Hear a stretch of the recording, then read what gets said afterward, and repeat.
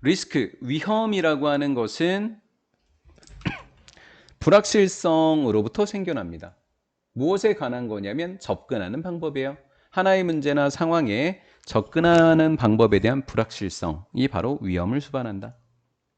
그런 위험을 피할 수 있는 하나의 방법은 to contract with, 어떤 당사자와 계약을 하면 돼요. 불확실성 때문에 위험이 온다고? 그래? 그러면 위험을 피하고 싶니? 그러면 그 불확실성이나 위험을 담당하는 회사랑 계약을 해. 그런 사람하고 계약을 해봐. 그럼 좀 나아지지 않을까라는 거예요. 숙련이 되어 있고 아는 거예요. 그것을 하는 방법을 알고 숙련되어 있는 그런 당사자와 계약을 해버리라라는 거예요. 책임을 이 사람한테 지금 전가하라는 거죠. 여기 나오네요. 예를 들 게 없네요.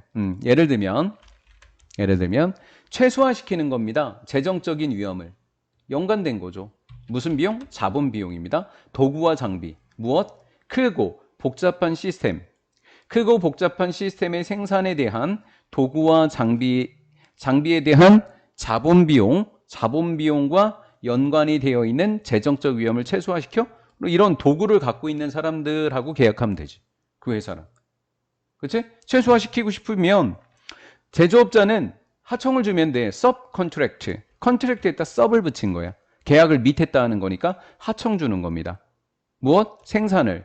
그 시스템의 주된 부품들을. 누구에게? 공급자에게. 어떤 공급자? 친숙한이라고 하는 것을, 익숙한이라고 하는 것을 정통한이라고 번역을 했어요.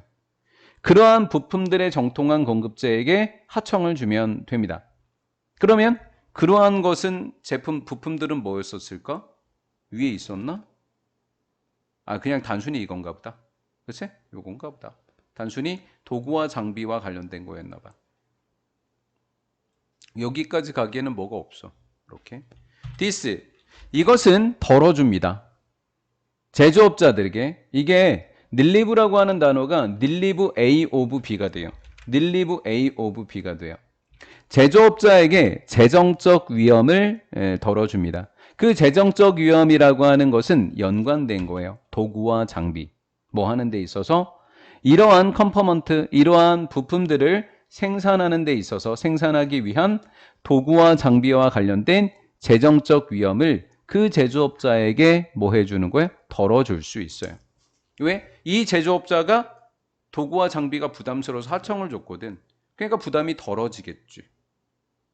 그치? 그런데 이 부담을 다른 회사한테 넘겼었잖아. 공급자에게. 아닌데? 맞지? 요게, 맞지? 요 사람에게 넘겨줬잖아. 그치? 그런데 이 사람들이 제대로 못하면 어떡하지? 그치? 그러면 요런 부담은 줄어들었지만, 재정적 부담은 줄어들었을지 모르겠지만, 얘네를 관리해야 되는 부담은 다시 올라갔을걸? 줄어든 게 있으면 그 얘기를 하고 있지 않을까? 하지만 이러한 종류의 위험을 뭐 하는 것, 넘겨주는 것은 의미한다.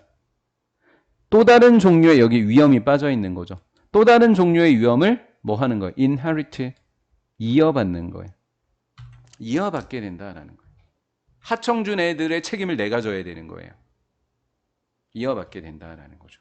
예를 들면 하청주는 겁니다. 일을.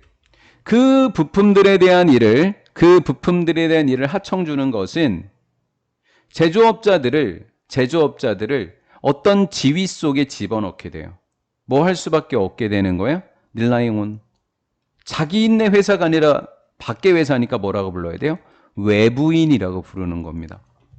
외부인들에게 의존하는 그런 상황에 빠뜨리게 돼요.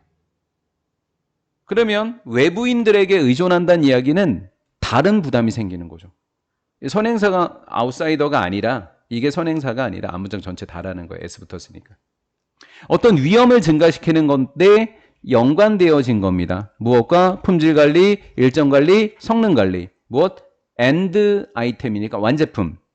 이런 것들과 관련된 위험을 증가시키게 된다라는 거죠. 하청준 회사에서 하는 것들도 내가 관리해야 된다라는 거예요. 하지만 이러한 위험들은 줄여질 수 있더라라는 거죠. 어떻게 하면 된다고요? 공급업자를 뭐 하게 하면 돼요? 공급업자에 관해서 신중하게 관리를 하면 이런 위험들이 줄어들 수 있죠. 자꾸 가서 잘하는지 지켜보면 되는 거죠.